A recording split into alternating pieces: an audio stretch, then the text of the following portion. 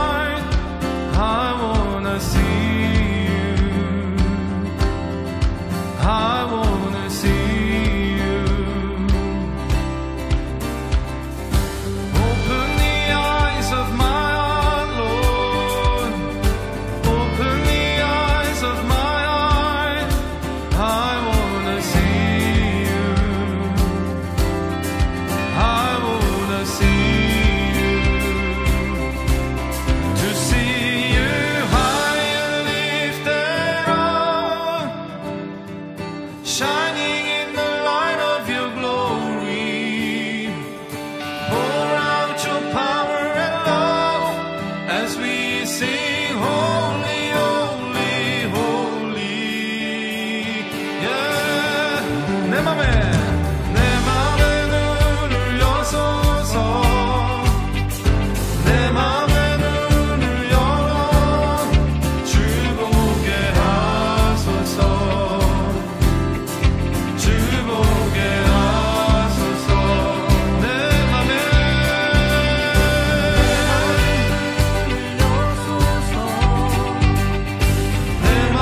눈을 열어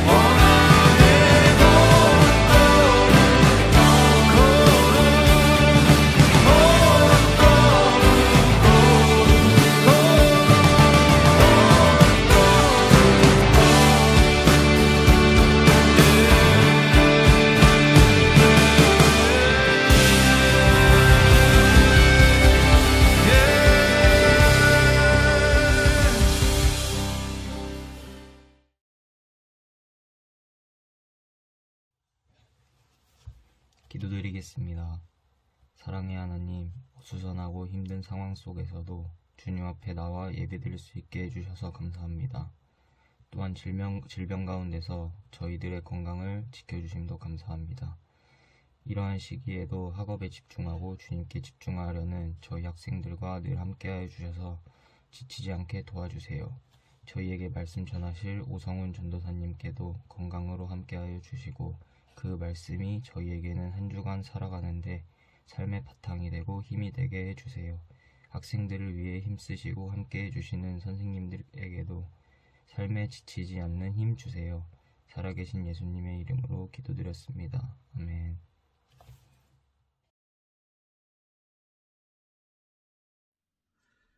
오늘 우리에게 주신 하나님의 말씀은 구약성경 출애굽기 6장 2절부터 13절까지의 말씀입니다. 제가 봉독하겠습니다. 하나님이 모세에게 말씀하여 이르시되 나는 여호와이니라. 내가 아브라함과 이삭과 야곱에게 전능의 하나님으로 나타났으나 나의 이름을 여호와로는 그들에게 알리지 아니하였고 가나안 땅 곧 그들이 거류하는 땅을 그들에게 주기로 그들과 언약하였더니 이제 애굽 사람이 종으로 삼은 이스라엘 자손의 신음소리를 내가 듣고 나의 언약을 기억하노라. 그러므로 이스라엘 자손에게 말하기를 나는 여호와라. 내가 애굽 사람의 무거운 짐 밑에서 너희를 빼내며 그들의 노역에서 너희를 건지며 편팔과 여러 큰 심판들로서 너희를 속량하여 너희를 내 백성으로 삼고 나는 너희의 하나님이 되리니 나는 애굽 사람의 무거운 짐 밑에서 너희를 빼낸 너희의 하나님 여호와인 줄 너희가 알지라. 내가 아브라함과 이삭과 야곱에게 주기로 맹세한 땅으로 너희를 인도하고 그 땅을 너희에게 주어 기업을 삼게 하리라. 나는 여호와라 하셨다 하라. 모세가 이와 같이 이스라엘 자손에게 전하나 그들이 마음의 상함과 가혹한 노역으로 말미암아 모세의 말을 듣지 아니하였더라.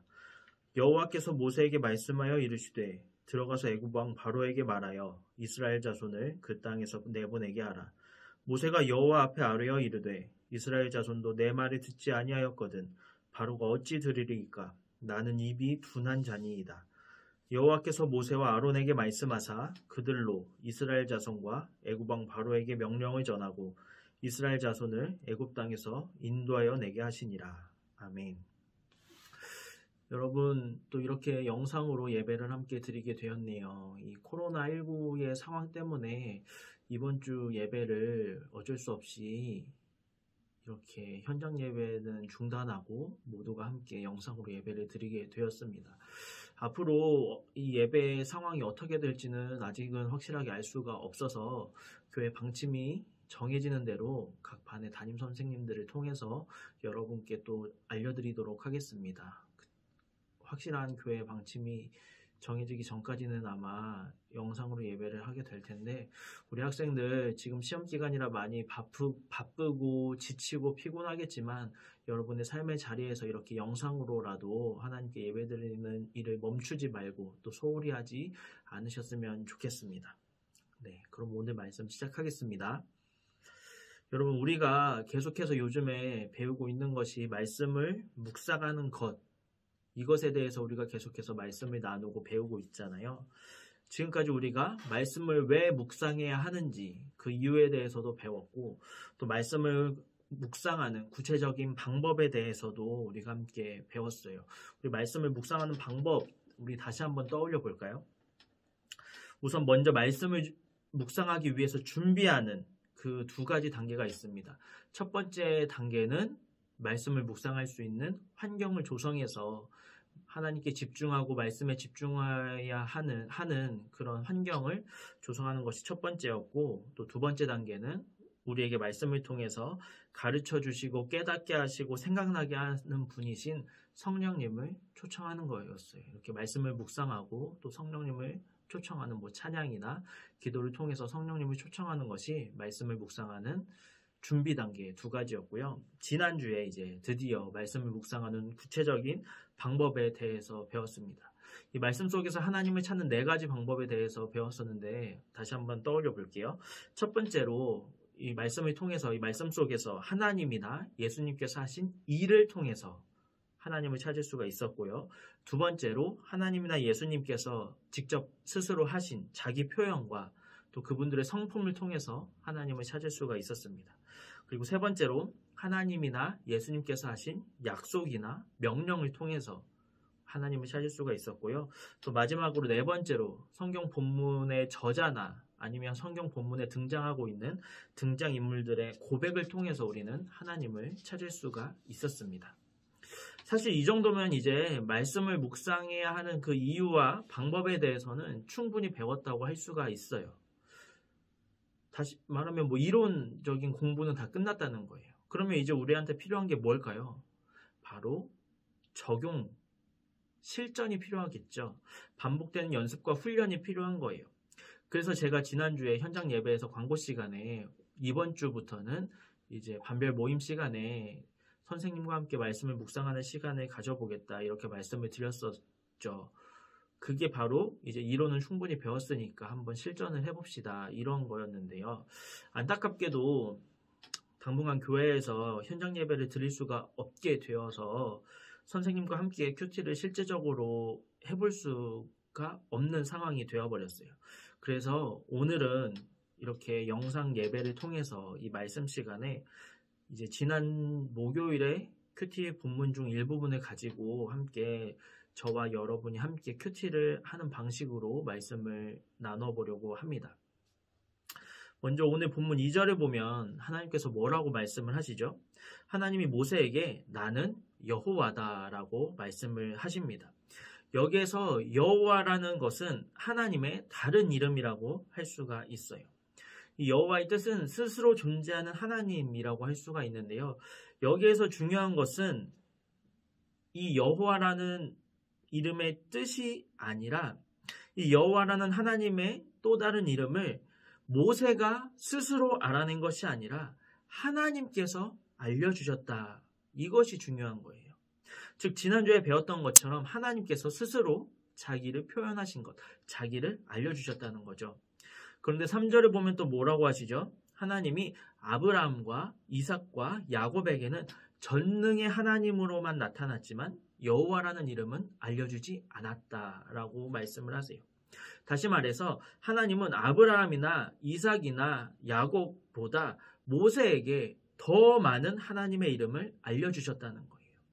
더 많은 하나님에 대해서 알려주셨다는 거예요. 더 많은 하나님, 더 다양한 하나님에 대해서 계시를 해주셨다는 거예요. 아브라함과 이삭과 야곱은 전능하신 하나님은 알았지만 이제 모세는 여호와 그리고 전능의 하나님 이렇게 두 가지 하나님의 이름을 알게 되었다는 거죠. 그런데 하나님께서 왜 이렇게 하셨을까요?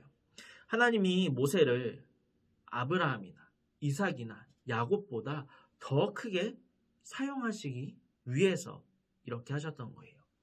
생각해보면 아브라함이나 이삭이나 야곱은 처음에는 그저 자기 한 사람만 하나님의 말씀에 순종하면 됐어요. 나중에는 이제 가족이 생겨서 이제 가족까지 이끌어야 했지만 그 정도 수준에서 그쳤어요.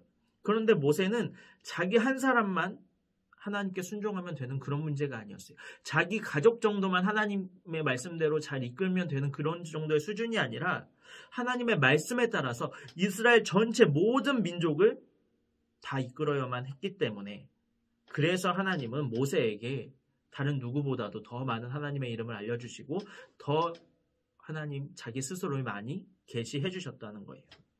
또 계속해서 4절에 보면 가나안 땅을 그들에게 주시겠다고 하나님께서 약속을 하십니다. 그리고 5절에서 이스라엘 자손들이 애굽 사람들의 종으로 살아가면서 힘겨워서 내뱉는 그 신음소리를 하나님께서 들으셨고 가나안 땅을 주기로 했던 그 약속을 기억하고 있다고 말씀을 하세요.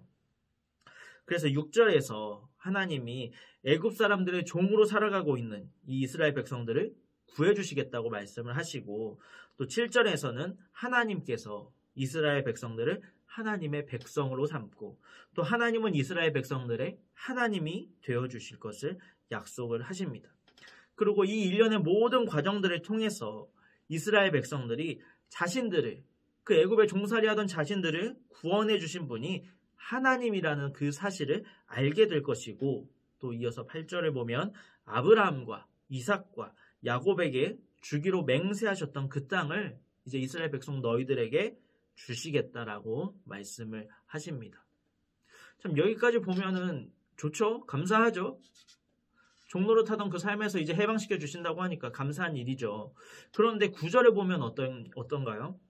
모세가 지금까지 하나님께서 하셨던 그 모든 약속들, 이제 하나님께서 애굽 사람들의 종으로 살아가는 그 이스라엘 백성들을 구해주시고 그들을 하나님의 백성으로 삼아주시고 또 하나님께서 그들의 하나님이 되어주시고 또 아브라함과 이삭과 야곱에게 주기로 맹세하셨던 그 땅을 이제 이스라엘 백성들에게 주시기로 약속하셨습니다. 라는 그 모든 하나님의 약속을 모세가 이스라엘 백성들에게 전해줍니다. 그 소식을 전해주면서 모세는 어떤 마음을 갖고 있었을까요?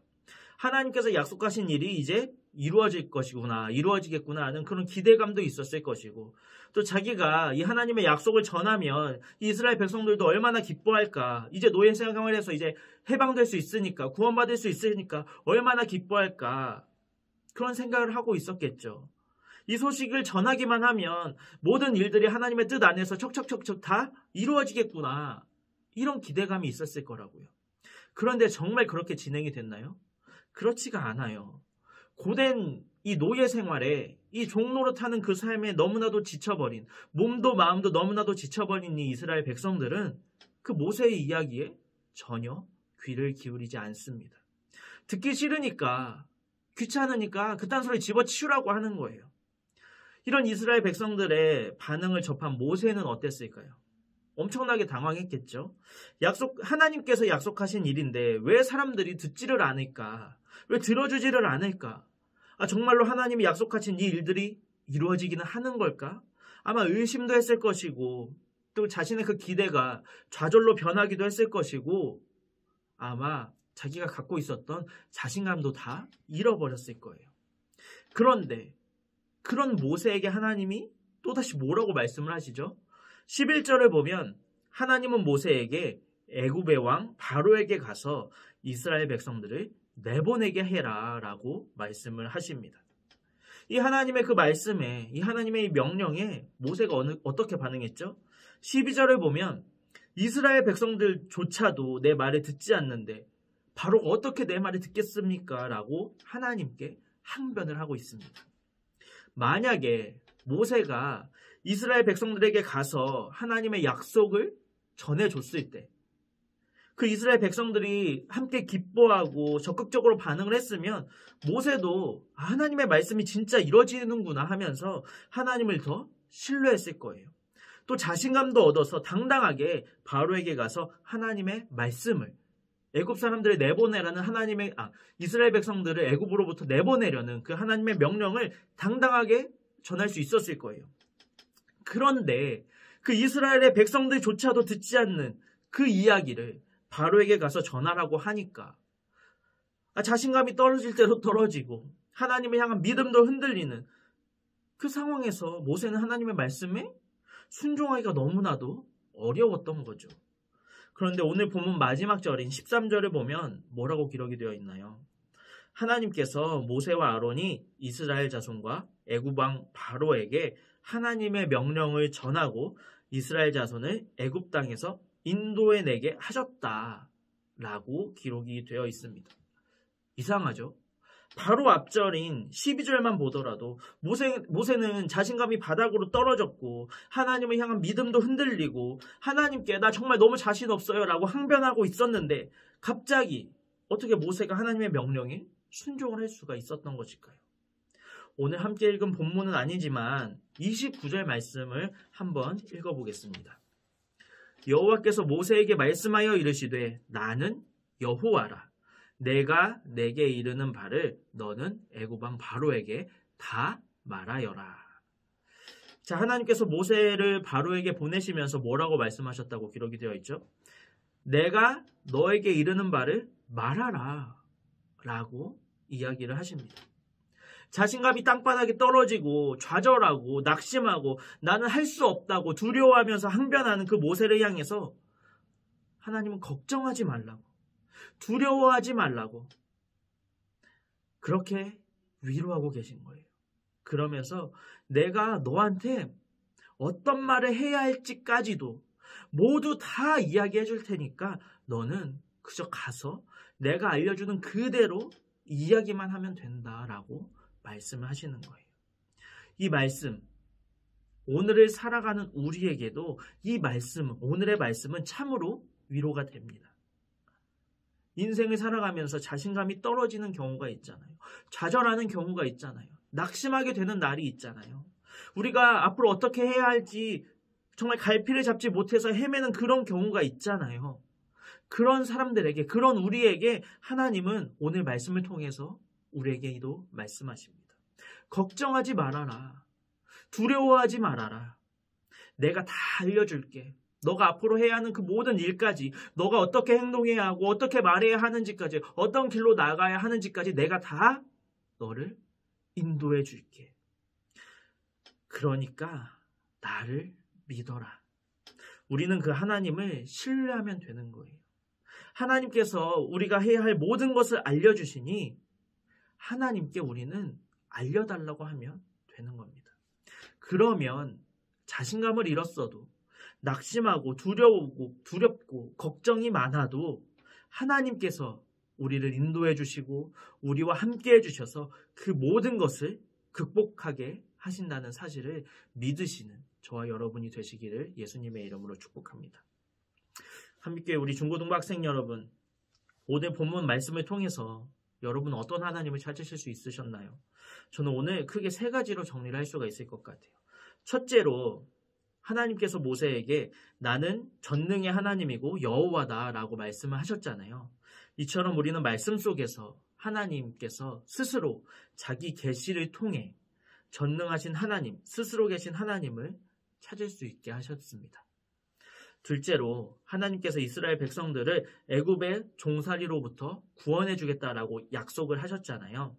말씀을 묵상할 때 성경 속에 등장하는 이스라엘 백성들은 오늘날의 나 자신이라고 생각하시면서 말씀을 묵상하시면 됩니다. 다시 말해서 이스라엘 백성들을 애굽의 종살이로부터 구원해 주겠다. 이 약속은 다시 말하면 우리를 세상의 종살이로부터 죄의 종노릇하는 그 삶으로부터 구원해 주신다는 약속이라고 할 수가 있는 거예요. 그러므로 이스라엘 백성들을 애굽의 종살이로부터 구원해 주겠다는 오늘 말씀 속에 하나님의 약속을 통해서 우리를 구원하시는 하나님을 찾을 수가 있습니다. 자, 마지막으로 세 번째로 하나님께서 모세에게 바로에게 가서 가라고 명령하시면서 무슨 말을 해야 할지까지도 다 알려주신다고 하셨잖아요.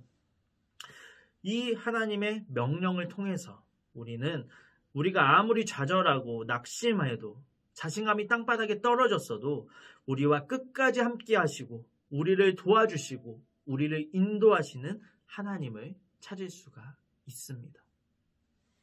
이렇게 우리 함께 큐티하는 방식으로 말씀을 함께 묵상을 해봤는데요. 이 모든 과정이 아직도 굉장히 어렵게 느껴지는 학생들도 있을 것이고 또 생각보다 쉽다라고 느끼는 학생들도 있을 거예요. 그런데 이 말씀의 묵상은 우리가 얼마나 말씀을 가까이 하느냐에 따라, 우리가 얼마나 성실하게 말씀 묵상을 하느냐에 따라서 어려워질 수도 있는 것이고 쉽게 느껴질 수도 있는 거예요. 자, 지금까지 배운 말씀의 묵상 방법들을 여러분의 삶의 자리에서 여러분 스스로가 한번 말씀 묵상을 하실 때 적용해 보시고 활용해 보셔서 이 말씀의 묵상이 여러분에게 쉽고 재미있는 하나님과의 만남, 하나님과의 데이트가 되시기를 예수님의 이름으로 축복합니다. 우리 함께 기도하겠습니다. 주님, 계속되는 코로나19의 상황 속에서 또다시 함께 예배드릴 수가 없게 되어서 이렇게 모두가 영상으로 중고등부 예배를 주님께 올려드립니다. 주님, 비록 영상으로 드리는 예배이지만 우리 모두가 한마음으로 주님을 바라보며 예배하게 하시고 또 주님께서도 이 예배를 기쁘게 받아주세요. 오늘은 우리가 함께 말씀을 묵상하는 방법을 실제로 적용해 보았습니다. 우리가 계속해서 배워가는 말씀 묵상을 통해서 우리가 실제로 말씀 속에서 하나님을 찾고 만나고 하나님과의 관계가 깊어질 수 있도록 우리를 도와주세요. 그리고 말씀을 묵상할 때에만 성령님을 찾는 것이 아니라 우리의 모든 삶 속에서 늘 성령님과 동행하는 삶이 될 수 있도록 우리와 함께 해주세요. 시험을 준비하느라 지친 학생들이 있습니다. 주님, 우리 학생들에게 새 힘과 능력 그리고 지혜를 부어주셔서 우리 중고등부 학생들이 지치지 않고 새 힘을 내고 또 하나님께서 허락하시는 하늘의 지혜로 자신의 본분에 최선을 다할 수 있도록 도와주세요. 예수님의 이름으로 기도합니다. 아멘.